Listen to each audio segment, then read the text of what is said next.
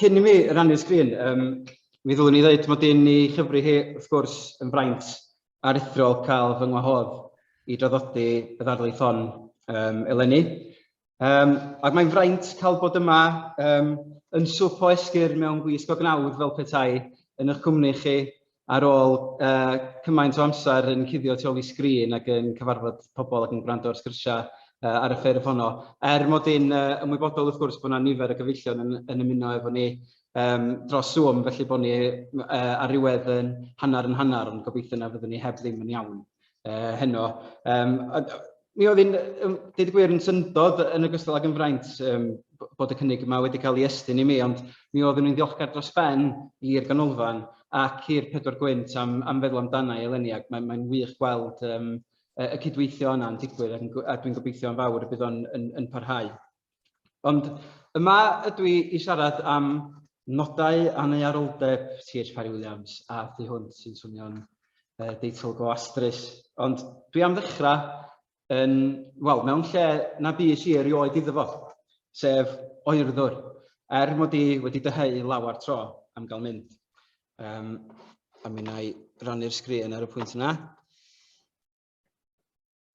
Gan obeithio bod y cliciwr yn gweithio. Fel ni dweud, mi fes I erioed I oerddwr, mod I wedi dyheu lawar tro am gael mynd. Mi es I cyn bellad unwaith a throi trwy'n y car I lawr o Feddgelart at Bont Aberglaslyn a dal I fynd am chydig gan arafu wrth amball dro I fyny tua'r dde drwy'r goedwig drwchus, ond am ryw reswm, does I ddim I stop yn Llŷr. Dal yn ymlaen I gyfeiriad tremadog nes I, nes dod o hyd I adwy I allu troi nôl am y mynyddoedd, a thrwy ganol yr rheini wedyn, I Gaernarfon at dyf yr rhieni.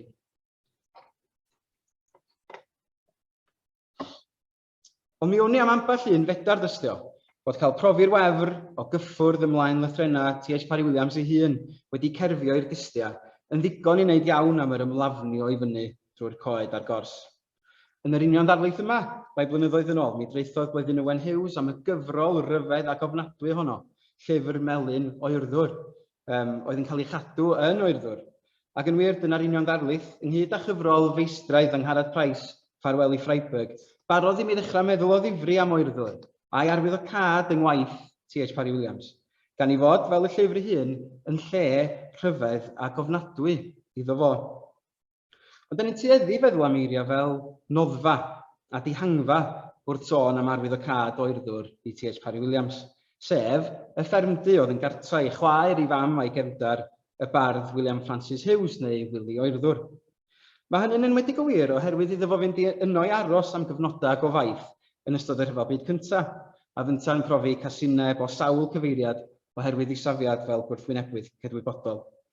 Mae Angharad Price yn crybwyll gymaint o noddfa a fu oerddwr iddo fo ar adag mor gythryblus yn ei hanes. A dyma sut mae Bleddyn Owen Hughes wedyn yn disgrifio'r ymweliadau efo'r lle. Daeth oerddwr, medda fo, yn ystod y cyfnod pan oedd yn wrthwynebwr cydwybodol swyddogol yn rhyw fath o seintwar iddo.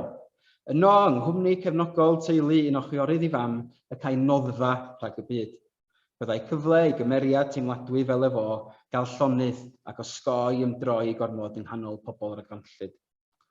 Ond y tybiwn mae'n mynd I oerddwr mwyn cael mynd yn ôl at y sicr, y cyfarwydd, y cartrefol, a'i ddeiaru hun eto ymrhydd I gynefin a wna'i Parry-Williams. Mae ei ddeillo o ysgrifennu am y lle, rai blynyddoedd yn ddiweddarach rhaid adda, yn awgrymu nad ydy'r darlun y lla symled â hynny. Mae'r profiad o fynd I oerddwr yn cael ei grynhoi yn yr higwm o'r un enw, a gafodd ei gyhoeddi yn 20 o gerddi yn 1949. Wrth ringo at y lle daw rhywbeth I rithio trem ac I rinio gwaed. Nid deiar yw'r ddeiar yno, ac mae ansylweddoldeb dan donen pob cae a phrydd. A fynta newid fynd drwy wewyr tribiwnlys tra chyhoeddus am ei safiad heddychlon, ond ni fysa ni'n gallu disgwyl iddo fo gyrchu rhywle lle gallai o deimlo'r graig yn solas dan ei draed, yn ytrach na deimlo pryndod nad yw o'r byd hwn yn oerni'r dŵr, fel mae o'n ei gael yma. Yn y cwpled ola, rhydd Parry-Williams I ni grynodeb o'i brofiad yno. Wrth lunio'r byd, feddryswyd peth ar y plan. Mae Nodau Annaearoldeb yn euar y fan. Yn union ddeiar y lle felly, dyma rhywbeth aneuarol yn dod i'n trwblo. Pwy yng nghanol gwewyr meddwl a chasineb yn byd yr hyfel mawr, fysa'n mynnu yn cilio i le fel hwn.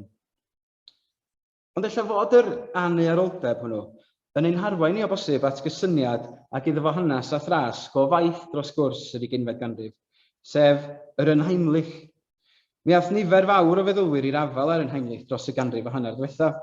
Derrida, Heidegger, Nietzsche, Ernst Jentsch, a phob un yn amrywio rhywfaint yn ei ddiffiniad. Ond mae'n debyg mai Sigmund Freud oedd un o'r rhai cyntaf i archwilio'r Ynheimlich yn fanwl a cheisio ei ddiffinio. A dwi wedi mentro rhoi llun ohono fo fanna, gan ofyn, oes yna rhywbeth yn canu falle o debyg yn ei wyneb a'i sbectol o bosib i Parry-Williams ei hun. Dwi'n yn gwybod falle bod hi'n gwythio pethau o'r mod o fanna. Ond mae'r Heimlich yn dod o'r gair Almaeneg, wrth gwrs haim, cartra, ac yn Heimlich mae'n golygu rhywbeth fel cyfarwydd neu gartrefol falle.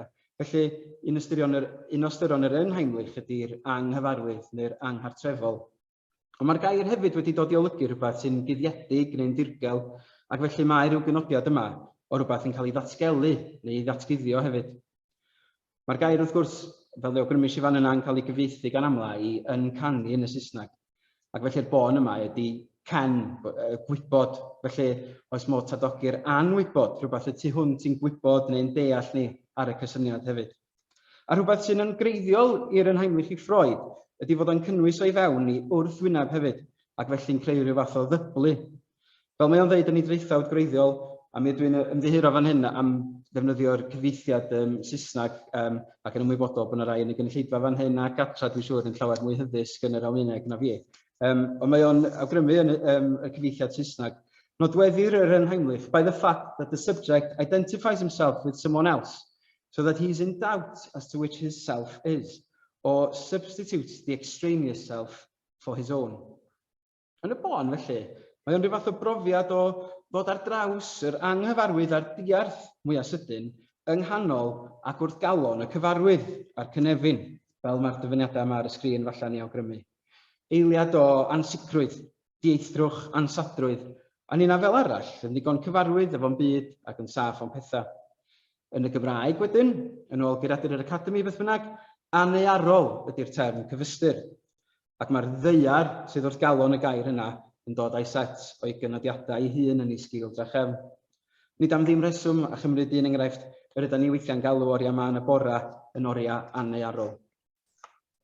Ond y droi at yr ysgrif o gyfrol Lloffion, sydd eto yn dwyn yr un teitl oerddwr, mae'n werth oedi enid fel mae T.H. Parry-Williams yn ei wneud dros yr enw ei hun. Mae o'n sylwi fod yna rhywbeth diarth a chythryblus hyd yn oed yn elfennau cyfarwydd yr enw Cymraeg, hynny ydy dŵr ac oer, o'i cyfuno nhw yn y drefn oer a dŵr, sy'n peri anesmwythu i rai anghyfarwydd. Ac fel pen a bair adrefnu cystrawennol hwnnw yn ddoi hun wedi annearoli digon ar enw'r lle, wele Parry-Williams fel y tystia Angharad Price yn mynd ati yn ei ddyddiadur i'w ddieithrio ymhellach drwy fedyddio yn Kaltwasser. Fel yr awgryma Price, mae yna rhywbeth herfeiddiol, medda hi, yn y weithred o almaeneiddio ei ddyddiadur, pan oedd yr rhyfel yn erbyn yr Almaen ar Ianterth, yn enwedig gan ei fod yn newid enwar lleoedd ar bobl oedd agosaf at ei galon. Felly mae o'n chwarae mig yma rhwng y cartrefol a'r anghartrefol wrth wneud hyn.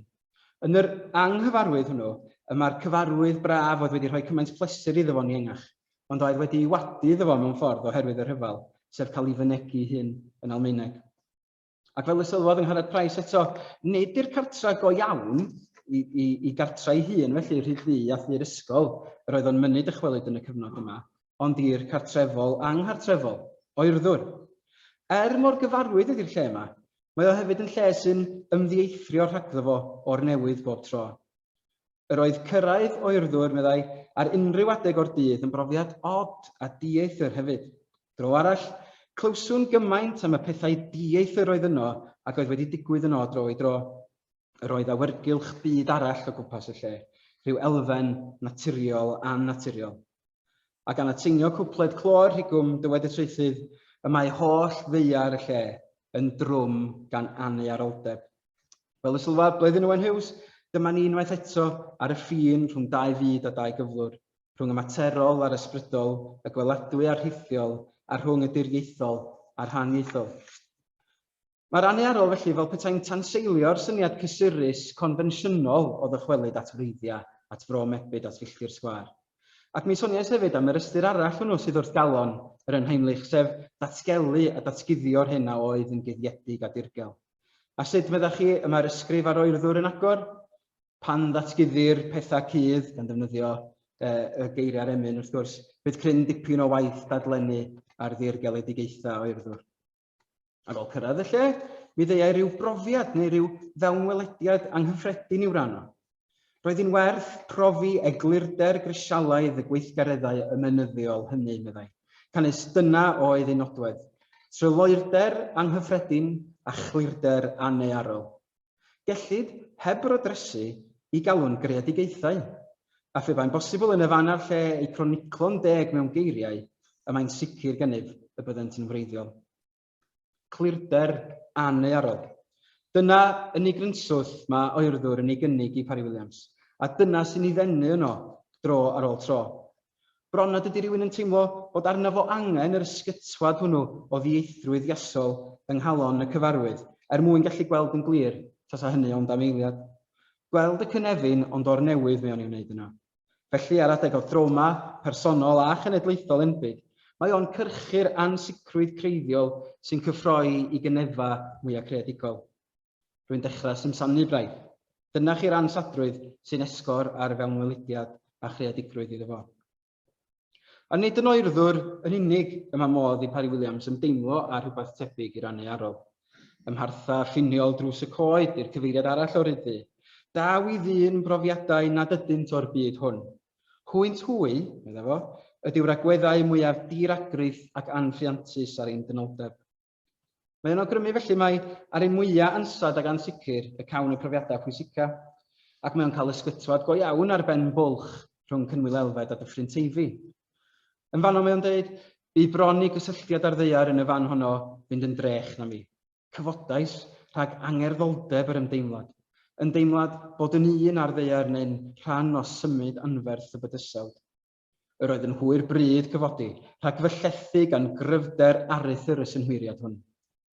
Gwell peidio ag aros yn rhy hir ar ben bwlch, nag ar ben banc, rhag ofn. Ofn y ddeiar. Ac eto, ar yr un pryd yn cael eich tynnu tuag ati a'ch cofleidio gan ddimegis, yn erbyn eich ewyllus. Ei ddieithrwch, medde traethydd, ydyw ei ddychryn. Mae'r ddeiar solat a'r drawiad yn teimlo'n ansylweddol.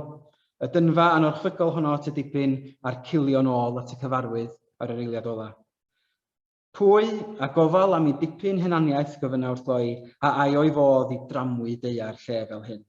Pwy pe gwipau nad ofnau fwlch yr argyhoeddiad. A mi allan ni efallai gysylltu hyn efo cysyniad Ffrwydaidd arall sy'n perthyn yn agos i'r annearol, sef y death drive neu'r ysfai farw. Ac yn wir wrth drafod cerdd o eiddo Parry-Williams sydd i'w chanfod yn llyfr Melyn Oerddwr, ond heb ei chyhoeddi'n unlla arall. Mae Bleddyn Owen Hughes yn nodi bod gan draethydd yn y gerdd honno hefyd dymuniad am gael marw, a'i fod o'n chwaramig a deoliaeth i fodolaeth, gan gyffwrdd a thema sy'n gyson ar thema mewn cerddi eraill ganddo, sef yr awydd am beidio bod. Gall y traethydd ymglywed ar annearol felly mewn salman. Sgwni, oes na arwydd y cad i'r ffaith mae yng Nghymru y mae'r rhain gan mwyaf i gyd, yn hytrach nag yn y cerddi ar ysgrifa taith dramor yn achos Parry-Williams.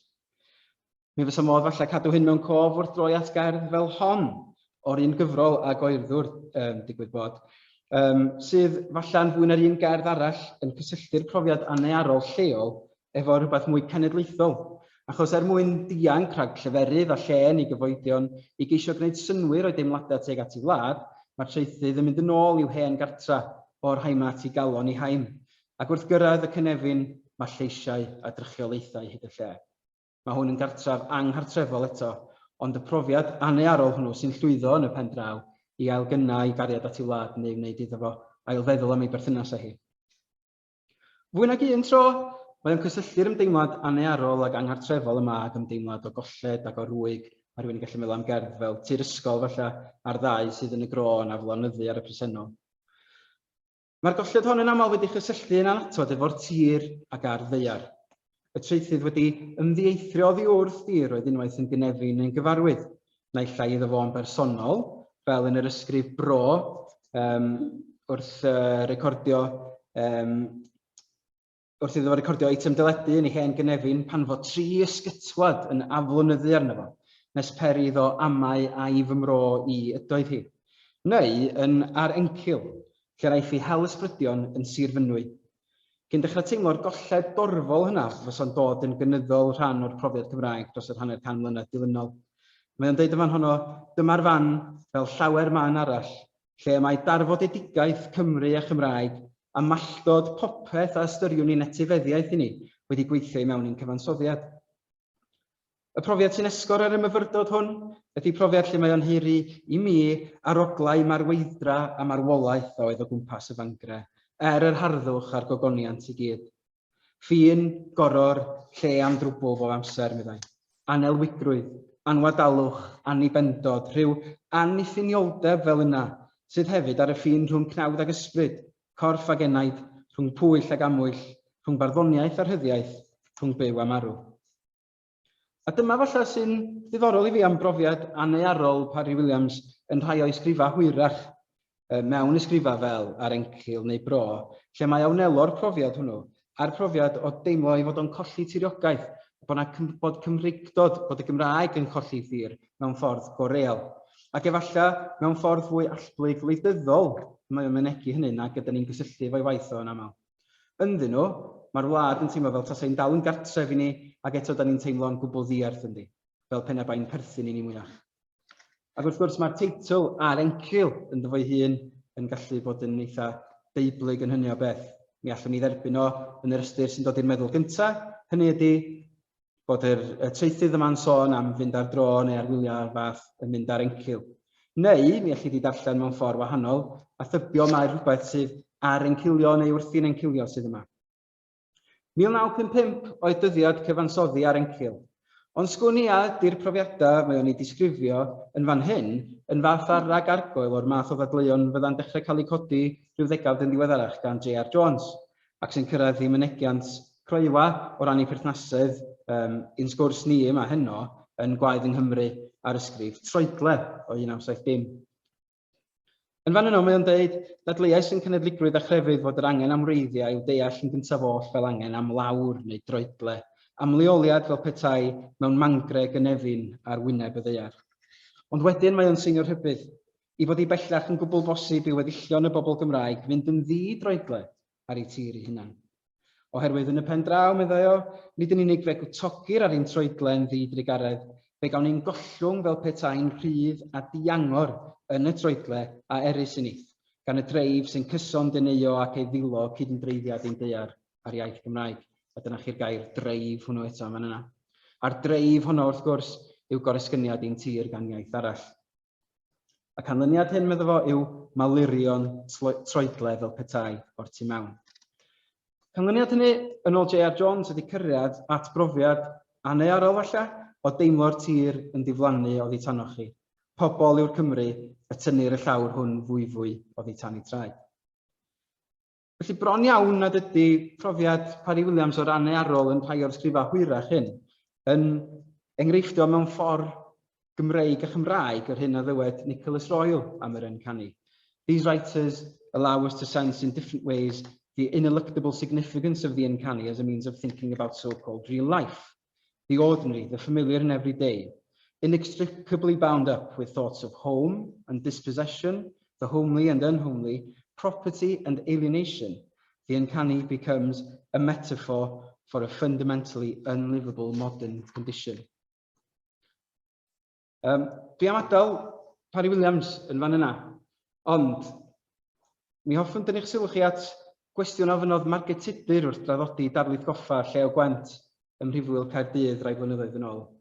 Ac meddai hi fan o, mae gan bob un ohono ni yn hoerddwr ein hunain hefyd yn does. Ac ers cyfnod Parry-Williams, falle bod nifer cynyddol o bobl wedi dechrau simsanu braidd, rhyw ysigdod fel petai'n dod drosyn nhw.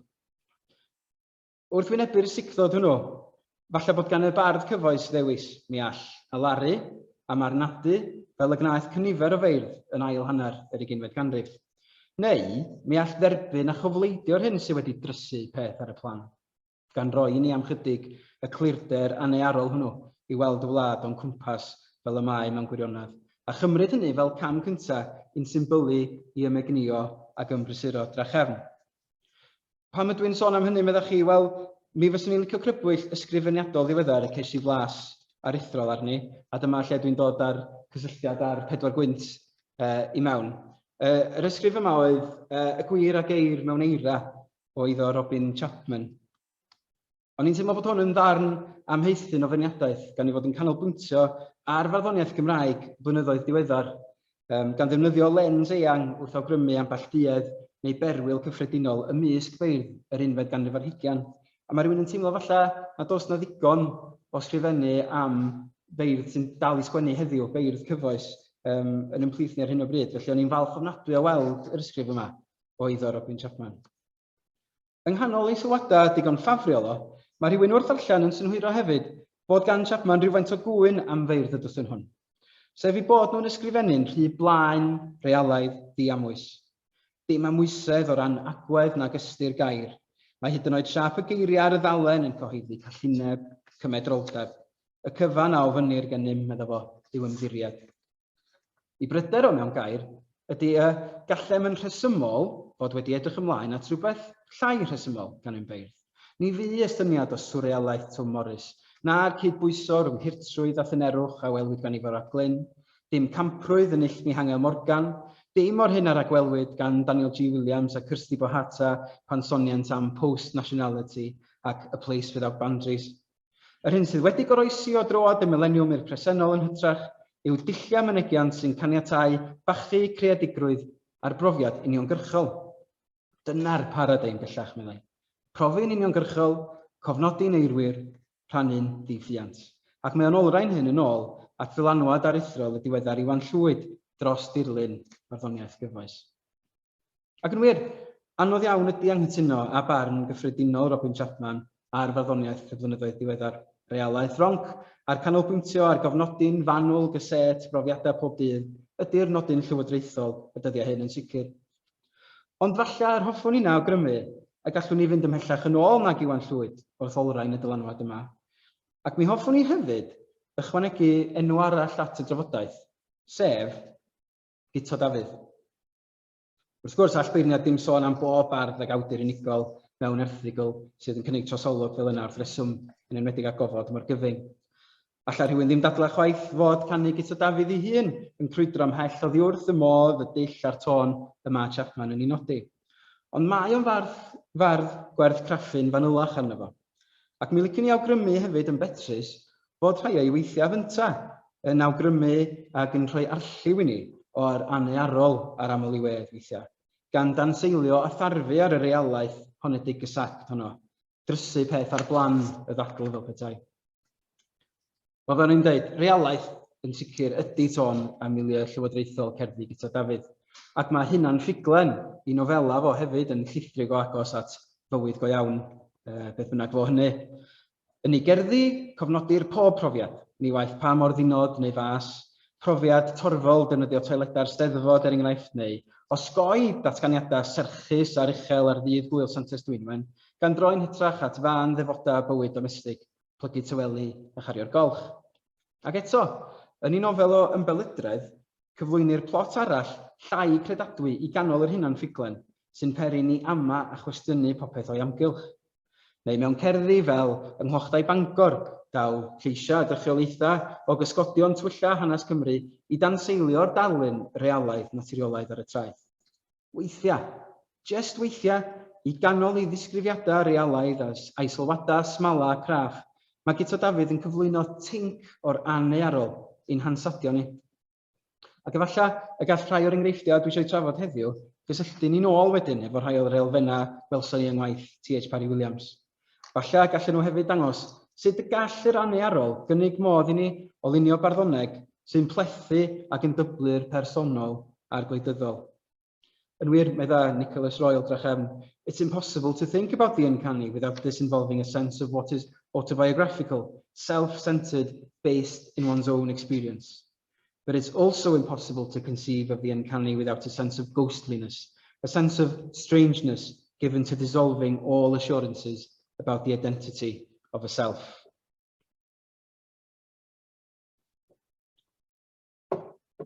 Sut beth felly ydy'r annearol, fel da ni'n ei brofio yng Nghaerdydd gyda Dafydd?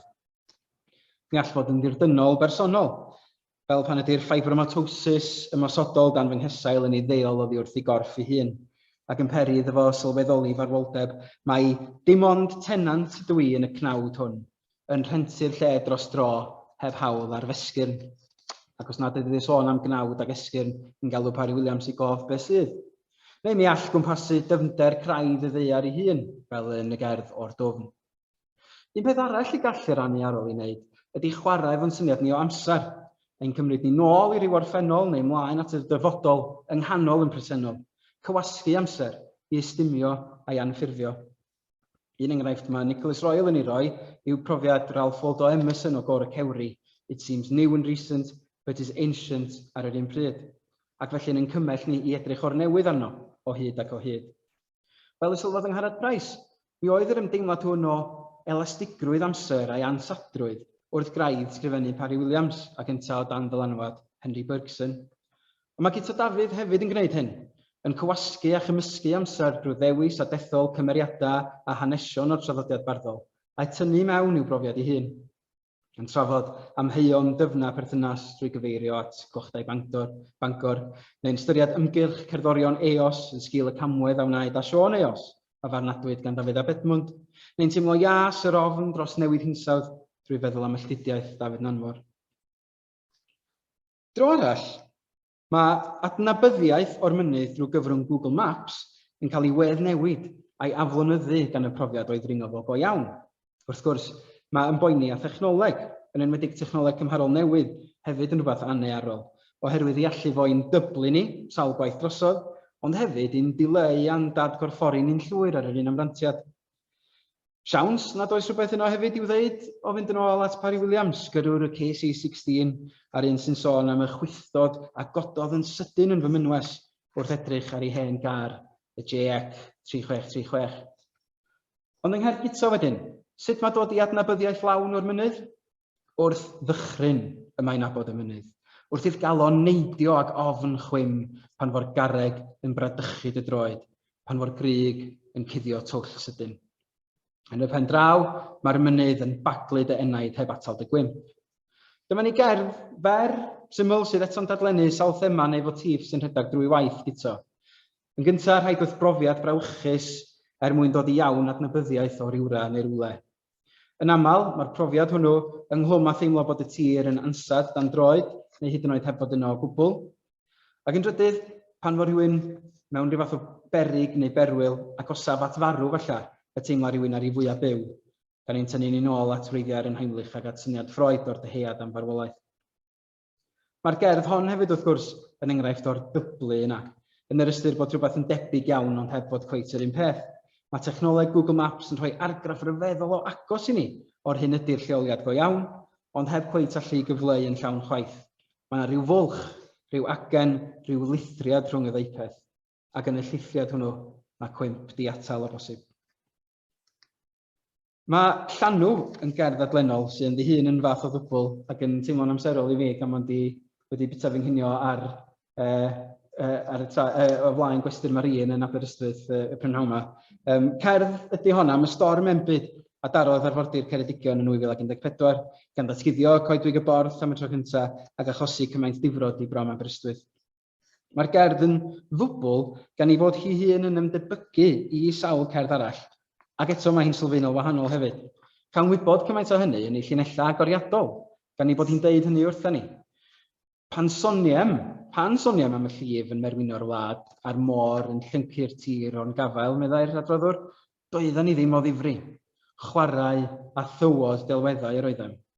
Hynny di, da ni'n nabod y gerdd hon, ydyn ni? Wedi chlywed o'r blaen yn rhywle.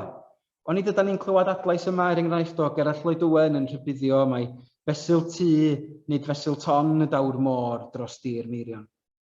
Ond yma, mae'r gerdd yn hansefydlogi ni drwy nodi'r tro hwn yr anghofiodd y môr i le, gan neidion gynddaredd hall i fyny sgertiau'r dre. Drwy ddisgrifio hyn, mae'r gerdd yn ein herio ni feddwl eto am yr hen drosiadau hynny, ac i ystyried tybed a oes na annearoldeb mwy llythrennol yn digwydd yma, yn cyfochri hynny ar y profiad mwy trosiadol J.R. Jonesaidd. Dyna'r cwestiwn sy'n rhywun mewn plagio wedyn. Ydy'r amgylchedd, yr hinsawdd, yn mynd i'n dynistrio ni fel dynoliaeth cyn fod y diwylliant Cymraeg yn darfod amdano fo? Mi berthyn y gerdd honno a'i delwedda stormus dyfrllyd i'r gerdd sy'n agor cyfrol y Guto Dafydd o gerddi Ni Bu ar Awyr. Ac mae honno fel petai'n gosod i stondin o'r gyfer gweddill y casgliad. Syrffio ydi henw hi, ac yn hon, clyw'n ni bod nhw, pwy bynnag ydyn nhw, yn sibrwd bod y llanw yn troi, yn deud bod dŵr yn dod, ac yn cymharu gwahanol ffyrdd posib o ymateb i'r bygythiad hwn. Dydy o ddim yn ymhelaethu yn echblig y tro hwn ar yr union bygythiad sydd y tu cefn i'r trosiad, a'i difodiant ieithyddol sydd dan sylw yma, a'i newid hinsawdd drachefn. Yn hytrach, mae o'n manylu ar rai sy'n gweddio am atal y llif, eraill sydd am godi protest, ond mae'r adroddwr am un una osgoi hynny, ac yn hytrach redeg i reigio na bwrw iddi, syrffio'r don a sefyll yn frau ar erchwyn y byd a chwympon o goneddus. A dyma ni'n dod at galon un o themau cyson cerddi Guto Dafydd, sef y syniad ein bod ni fel cymuned, cenedl, dynoliaeth, yn wynebu ar ddifodiant enbyd buan, ac mae'r unig ymateb posib i'r distriwiad hwnnw ydy i dderbyn o, i wynebu, ymroi iddo, i gofleidio a'i groesawu hyd yn oed. Mi fysa'r rhai yn dadlau falle, yn ffeithialistaidd o bosib fod yn cenedlaeth ni yn wynebu ar ddifodiant mewn ffordd fwy uniongyrchol a chyfagos nag ybu rhaid i wneud ar sawl cenhedlaeth. Ond mi elli dadlau hefyd nad oes gan y mwyafrif helaeth o feirdd heddiw ddim clem sut i ymateb i'r bygythiad hwnnw yn ei barddoniaeth. Ond mi allan awgrymu bod Guto Dafydd wedi dewis rhyw annearoldeb dathliadol o fath, os oes na'r fasiwn beth yn bod, gan ymateb yn benodol i'r syniad yna o ansadrwydd a llithrigrwydd y ddeiar, y tir a'r troedle.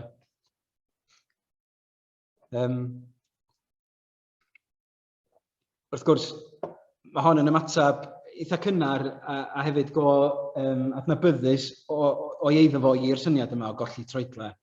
Y gerdd yma am gymuned Twitter, lle mae o'n sylwi ar wacder a murdundod y cymunedau o'i gwmpas. Mae o'n sôn am gysgodion carreg yn y tir gwag, tai trist ymysg tai tywyll, a'r chydig drigolion sy'n weddill yn tiwnio i radio i donfeddu stalwm. Dyma ddarlun sy'n aflonyddu ar rywun yn ddyfoi hun ac yn gyrru as. Ond mae'r pennill ola yna yn cynnig rhyw hanner gobaith i ni, drwy heiri bod y gweithgaredd a'r gwyliogrwydd bellach ar y we ar wefannau fel Twitter. Mae o'n hawlio'n hyderus mae ni bu ar awyr. Felly dyma ni dechnoleg yn ein dyblu ni drachefn, ond onid ydy heirin bod ni bellach yn byw yn diwylliant ni yn yr awyr, yn y rhithfyd, yn rhydd o heala daearol y tir, hefyd yn ymgorfforiad o'r annearol ar ei fwyaf llythrennol ac o bosib ar fy rhannu mwyaf anghynnil hefyd. Mae yn werth addaf bod o wedi symud oddi wrth syniadaeth y gerdd yma mewn cerddi diweddarach. Yn wir yn fwy diweddar, mae Guto Dafydd wedi tueddu fwy i ganolbwyntio'r gerddi wedi gwreiddio yn hir i fro a'i filltir sgwâr. Bron fel rhyw fath o adwaith i'r gerdd yma ac i'r profiad o golli troedle, yn cilio fwy i'w gymuned ac i'r llecyn hwnnw o dir. Ac eto, hyd yn oed wrth wneud hynny, fel Parry-Williams o'i flaen, mae yna rhyw annearoldeb od yn hydreiddio'r canu, wrth i adroddwr y cerddi brofi'r grymoedd allanol sy'n ansefydlogi yn ansadio ac yn dieithrio'r union le ddylai fod fwyaf diogel a chadarn iddo fo. Mae yna ddwy gerdd, y naill o gyfrol Ni Bu ar Awyr, a'r llall o ddilyniant Cilfacha ddaru ennill y goron iddo fo yn 2019, sy'n sobor o debyg i'w gilydd yn ei hadeiladwaith a'i cenadwri, ac maen nhw'n nodweddu'r trwblu yma y drysu peth ar ein plannu'n hunain, ond gwerthoedd, ein cyfeillion a'n gelynion, yn bydolwg ni a'n ffordd o'r ei trefn ar ein byd. Yn y ddwy gerdd yma, mae'r rhai ddylsa fod yn elynion o fewn strwythur gwleidyddol ddiwylliannol y traethydd, sef mewn fudwyr di-Gymraeg, yn cael eu cyflwyno mewn modd llawer mwy cydymdeimladol ac amwys, os nad ffafriol. Yn y gelyn yn costa, caiff y traethydd ei hudo gan y ferch hon o finlliw a'i llaw ar ei chalon, na sgwennu a chwerthin, ymddwyn yn serchog tuag ati, cyn cofio, a sylweddoli yn y pennill ola nad oedd o i fod i wneud hynny. Mewn gair am enid, mae o'n i anghofio ei hun. Yn yr un modd wedyn yn tŷ yn rhyw, sydd hyd yn oed cryfach falle, Mae'r traethydd yn pitio nad yw mor hawdd bellach adnabod pwy ydy'r gelyn, dyna chi'r gair cry iawn hwnnw eto. Gan nad pob mewn fydwr sy'n dod a'i faner san siôr a'i fathodyn pabi gyda go. Yn lle hynny, medda fo, ti'n gwybod yn iawn fod na o'r esgyniad, ond sgen ti'n syniad wastad lle'n union mae o. Be di canlyniad y ddwy gerdd yma? Nid ymgryfhau mewn modd simplistaidd ond trwy'n galon y gwrthsafiad a'r gwrthwynebiad i'r bygythiad allanol yma, ond ansadio'r siaradwr, a thrwy hynny y darllenydd, a flynyddu arno fo, a gwneud iddo ddechrau yma. A i fi ydy'r drwg, a i fi ydy'r estron, y gelyn hyd yn oed, yr un sydd ddim yn perthyn yn siarad yr iaith anghywir. A dyna ni'n dwy'n yn ôl at rhywbeth a ddywedodd Freud yn ei ysgrif wreiddiol, we ourselves speak a language that is foreign. Oherwydd ei brofiadau efo'r bobl eraill hyn, mae'r traethydd ei hun yn dod yn dieithryd iddo fo'i hyn. Mae yna ddwy gerdd arall wedyn sydd wedi lleoli yn benodol yn yr ardal yma, yn milltir sgwar y bardd, sy'n cynnig enghreifftiau ni drachefn o'r dyblu yn canu a welson ni'n hynt. Y tro hwn, pan fo rhywun yn dod ar draws ffigwr neu fod sydd ar fedr bod yn ddynol, ond sydd heb fod felly'n gyflawn chwaith, ac felly yn tarfu arno fo mewn rhyw ffordd. Mae'r ddwy gerdd yma yn dod o ddilyniant Cilfacha. Cerdd ydy Castell March, sy'n crybwyll yr hen chwedl am March ab Meirchion, y dyn a chanddo fo glustia ceffyl. Yna, da ni'n cael cerdd yn trafod y cerflun o'r dyn haearn ar fyny tir cwmwd. Yn y ddwy felly, mae yna gwestiwn yn cael ei ofyn ynghylch a ydy'r ddau ddyn yma yn ddynion cyflawn mewn gwirionadd. Ynta yn anifal, yn swp o haearn, heb dafod, na gwefus, na glotus, na gysgyfaint, na gymenydd, na dim byd arall sy'n helpu siarad. Mae anelo'r ddwy gerdd fel ei gilydd ar amheuaeth yma, ac ar ffordd yma dod wyneb yn wyneb ar boda hanner dynol, hanner anynol hyn, yn gwneud i ni'n gwestiynu beth sy'n ni'n gwneud yn foda byw, beth sy'n hanfod ni. Ar yr un pryd, mae anelo'r ddwy gerdd a gwynebu rhyw ffaith ddiymwad a cheisio ei gwadu hi ar yr un gwynt. Yn y dyn haearn, atgyfnerthu'r cred yr adroddwr na all brofi nac edrych ar y tir hwn yn ddi-iaith niwtral, hynny ydy heb i dimlada dynol personol ei hun. Yn Castell March, yr awgrym da ni'n ei gael, a dim ond awgrym ymhlyg ydi o, heb i wneud yn allblyg, yw bod ceisio gwadu bod yr iaith yn marw yn y troedleoedd hyn, yn weithrad yr un mor absurd a gymddwyn fel penabai gan March ab Meirchion glustia March. Ond beth i'w wneud yn wyneb y difodiant yma, os ydym ni mor sicr ac eto Dafydd i fod o'n dŵad? Da ni wedi cael un awgrym eisoes wrth gwrs. Un ateb sydd ganddo fo ydy nad oes yr un peth i'w wneud, ond syrthio'r don wrth syrthio'n ogoneddus. Ond mae yna ail ran i'w ateb o hefyd. Mwyn cael llawnach mynegiant ohono fo, mi allwn droi at ryddiaeth gyda Dafydd, ac yn enwedig at carafanio a enillodd iddo fo wobr Goffa Daniel Owen am yr eildro. Oherwydd mae yna wahaniaeth sylfaenol fan hyn, dwi'n meddwl, rhwng ymdriniaeth gyda Dafydd o'r fro y milltir sgwar ac un Parry-Williams.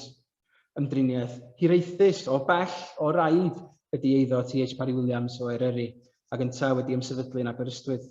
Dychwelyd at y llefydd hyn ar dro arna, i dir ysgol neu Lyn y Gadair, neu at foelni'r mynyddoedd, neu'r cramp yn Llu Afon Gwirfai. Ymwelydd ydy o hefyd wrth gwrs a Dyfed neu Flaena Homddu neu Gynwyl Elfed. Ond ymateb gyda Dafydd ar y llaw arall ydy ymstyfnigo, ymwreiddio, bron nad chi'n teimlo fod o'n batten down the hatches. Yn carafanio, mae'r athroniaeth hon yn dod i'r amlwg fel motif sy'n cyflwyno ac yn ystyried Siars a'r Williams Parry, cyfod i ti gair o'r gerdd Dinas Noddfa sy'n cael ei chyflwyno ar ddechrau'r gyfrol.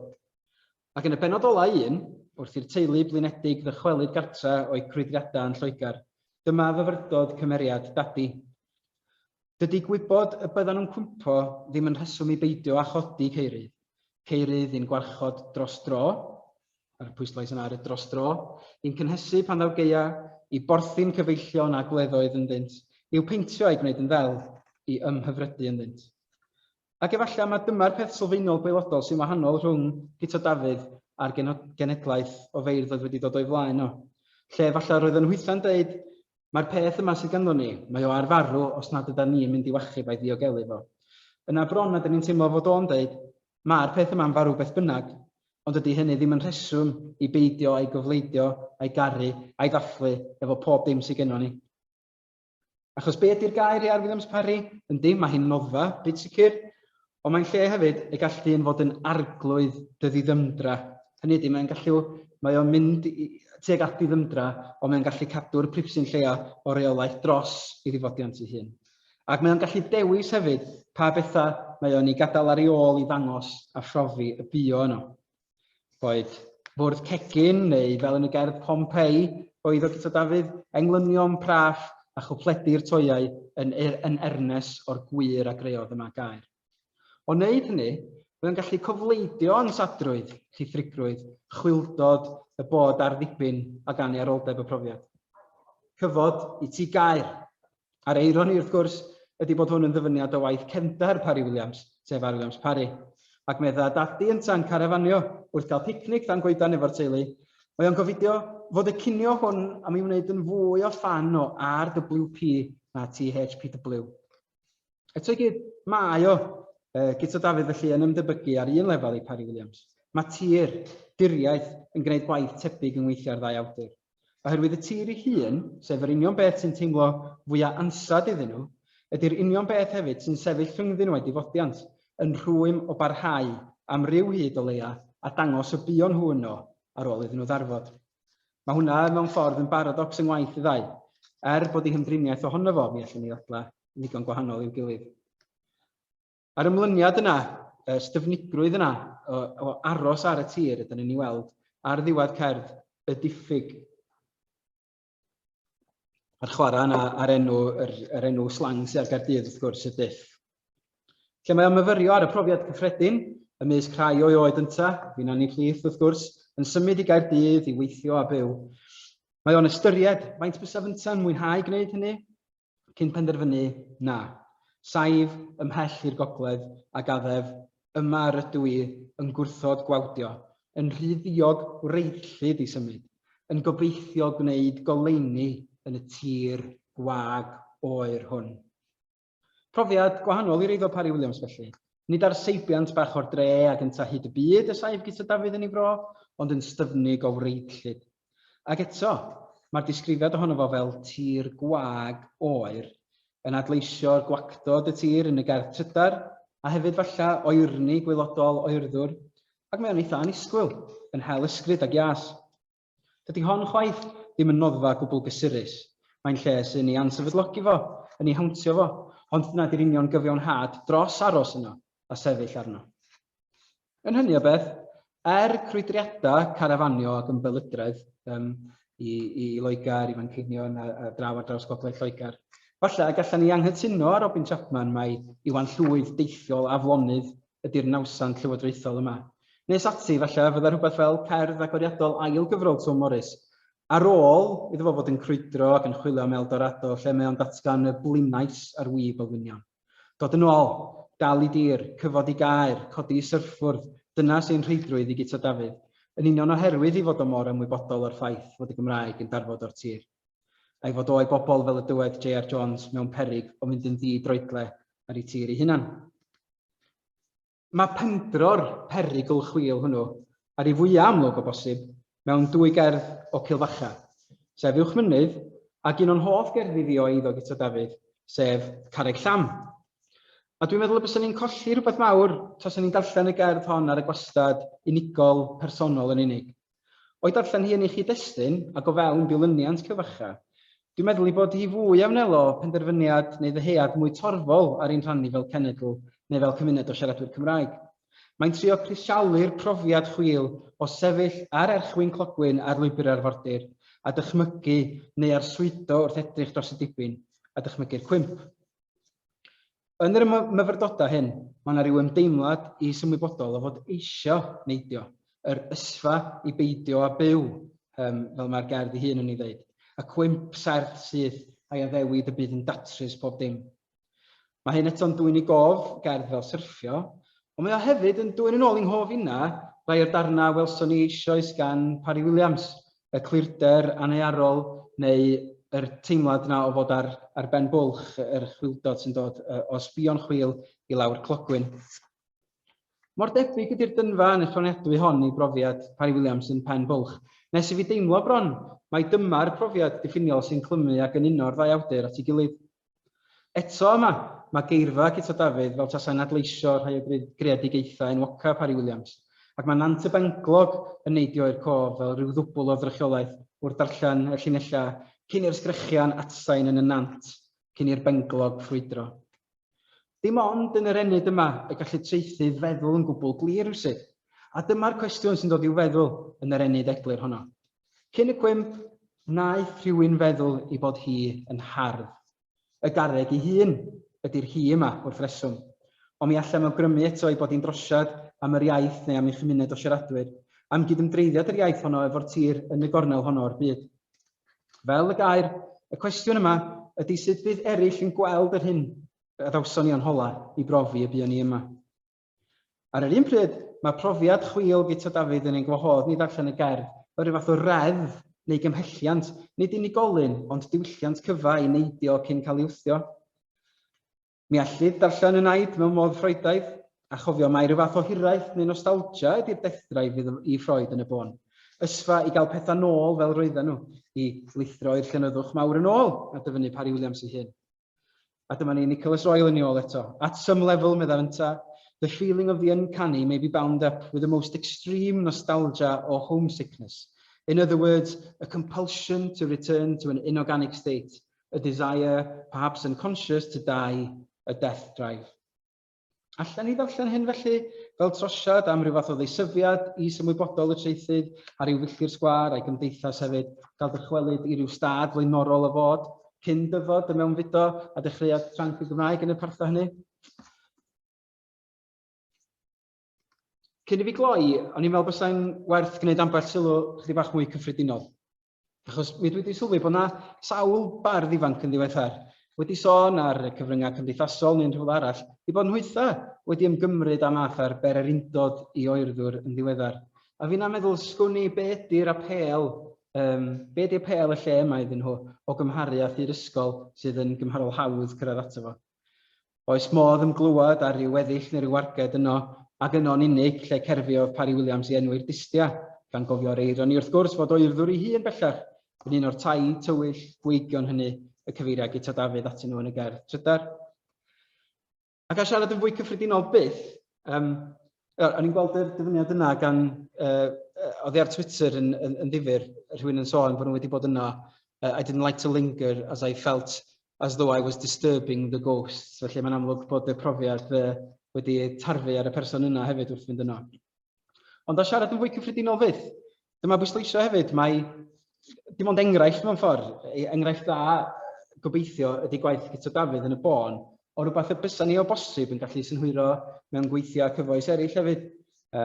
O gael mwy amser, mi garwn ni ryw ddydd enghraifft o Nodau Annaearoldeb yng nghyfrol On the Het to Morris, neu hyd yn oed album Draw dros y mynydd, Cowboys dros Botwnog, neu archwiliau berthynas o efo galar yng nghyfrol cwbl arbennig a dirdynol Marget Tudur, Mynd. Sgwni falle ydy'r Annaearol, y profiad hwnnw, yn cynnig ffordd i y di-ffydd o'n glywed ar ysbrydol neu'r goruwch naturiol, neu a oes na rhywbeth am yr Annaearol fel falle da ni wedi trio awgrymu fan hyn heddiw oherwydd i brofiad canolog o deimlo'n ansad a sigledig ar dir cyfarwydd, sy'n siarad efo'n sefyllfa daearyddol gwleidyddol arbennig ni yn yr 19 ar 20. Ar draws bob dim, mi wrandewis i'n ddiweddar ar benod o bodlediad Un A Time gafodd ei recordio yn wreiddiol yn 1998 ar drothwy'r 19 ar 20. A'r cyflwynydd Melvin Bragg yn awgrymu nad oedd yr 19 ar 20 yn debygol yn ei dyb o esgor ar yr un math o syniadau mawrion mewn dyfynodau ac oedd wedi tenasu dros yr 20 ganrif a'i gyrru raddau helaeth. A mi oedd y cyfrannwyr, yr athro Michael Howard, wedi cytuno fo hynny gan ychwanegu I think we are happy that there are no longer any big ideas of that kind. People are rather happier to huddle down with their own lives, their own little patch, their own ideas of how to live their lives.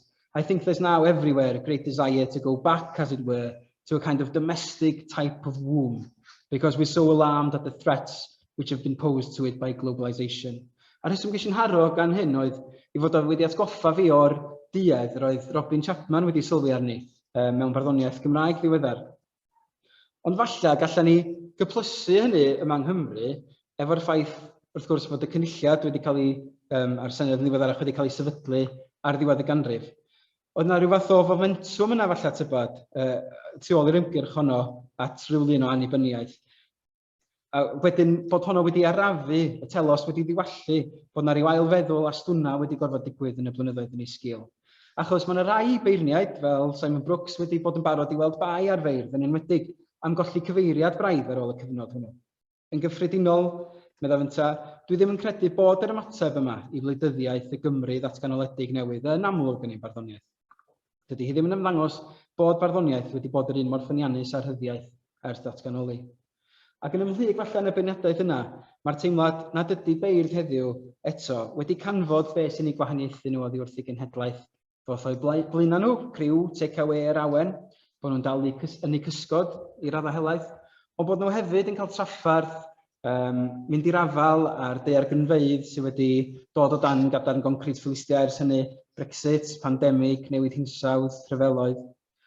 Ond eto, mae yna deimlad bod yr rhain oll yn rhan o ryw fath o lanw a thrau grymoedd cyfalafol llawer mwy na ni, ac felly bod nhw'n anodd ymateb iddyn nhw mewn barddoniaeth rhywsyd. Eto fydd, mae effaith y pethau hyn i'w deimlo y mywydau personol, pob un ohono ni mewn rhyw ffordd neu gilydd. Hyn yn ogystal wrth gwrs a thranc ar iaith. Felly, be ydy ymateb y beirdd heddiw? Oes ganddyn nhw un o gwbl, allwn ni roi coel arno fo? O edrych ar rai cyfrolau sydd wedi cyhoeddi'n ddiweddar, mae'n anodd dod o hyd iddo fo, ac mi allai rhywun gydymdeimlo ag awgrym Simon Brooks o hyd ac adda nad oes gynnon ni ymateb. Ond oedd allan rhai o gerddi Guto Dafydd falle yng ngoleuni'r Annaearol, falle y gallen ni ddadlau fel arall. Wedi'r cyfan y cyhuddiad gan Robin Chapman oedd fod y beirdd bellach yn tueddu'n ormodol i ganolbwyntio ar y domestig a'r personol, y profiadau di-lluant hynny. Ond yn yr union leoedd a'r profiadau hynny, y ceir cyfle i ddod wyneb yn wyneb ar Annaearol. O hynny, gall canfyddiadau a safbwyntiau newydd godi. Yn y pen draw, gall ein harwain ni'n gweld yn hunain yn ddieithr ac yn od, ac efallai mai dyna un o'i gyneffa mwyaf difyr. Ac mae'n werth yn atgoffa, pan mod i wedi dyfynu un o helaeth o'i waith o eisoes, falle bod ni'n werth yn atgoffa yn hynny yma o hiriad Nicholas Royal, i bod hi'n amhosib meddwl am yr Annaearol, without this involving a sense of what is autobiographical, self-centered, based in one's own experience, a bod hynny yn esgor yn y pen draw a rhyw fath o synwyr o ddieithrwch sydd yn siglo yn sicrwydd ni amdano ni'n hunan. Dyna, mewn ffordd, sy'n galluogi Parry-Williams i weld darna ohono'i hun ar fasgar yr hyd y fro a siawns.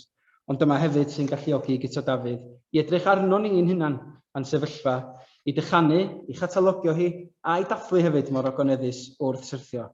I weld ar yr un pryd be oeddan ni, be rydyn ni mewn peryg o fod, a hefyd be allan i fod eto. Fel soniais Iwan Llwyd welodd Robin Chapman yn yr erthygl honno fel rhyw ddylanwad llywodraethol dros y to diweddara o feirdd. Ond gobeithio mod i wedi awgrymu wrthych chi heno bod na fodd o mynd nôl ymhellach na hynny, at Parry-Williams ei hun efallai, a'i argyfwng gwacda'r ystyr. Wrth gwrs bod Iwan Llwyd ei hun yn yr olyniaeth honno, a dan ddylanwad Parry-Williams ei hun. Yn benodol, dwi wedi mentro cynnig y syniad o Nodau Annaearoldeb, yr eiliadau byrion cythryblus ac aflonyddol hynny yng nghanol y beunyddiol a'r domestig, fel ffordd bosib i feirdd heddiw ymgeisio at rhyw fath o farddoneg newydd. Mae'n dwthwn ni'n teimlo fel cyfnod rhwng cyfryngau cymdeithasol, gwleidyddiaeth hunaniaeth a'r rhyfel diwylliant bondigrybwyll, lle mae'r gwleidyddol a'r personol wedi gweu yn fwy anatod ymhleth a'i gilydd nag erioed o'r blaen. Ac fel clywson ni Royal yn ei awgrymu, mae sgrifennu'r fath yn caniatáu ni fynd i'r afael a home and dispossession, the homely and unhomely, property and alienation, a gan ddod drwy hynny yn drosiad am ein hymgais ni i fyw o fewn rhyw fath o gyflwr modern anodd i fyw ynddo fo. Yn y byd hwnnw felly, mae'r Annaearol yn gallu cynnig ymagwedd o'r newydd i ni at farddoneg ag at fywyd, lle gallwn ni archwilio, cwestiynu a herio'r plethiad hwnnw rhwng y personol a'r gwleidyddol. Ac mae modd gweld, gobeithio mod i wedi dangos beth bynnag yr union ddull hwnnw ar waith yn rhai o weithiau Guto Dafydd. Diolch o galon i chi am y gwrandawiad ac am y fraint o gael traddodiad ar fi.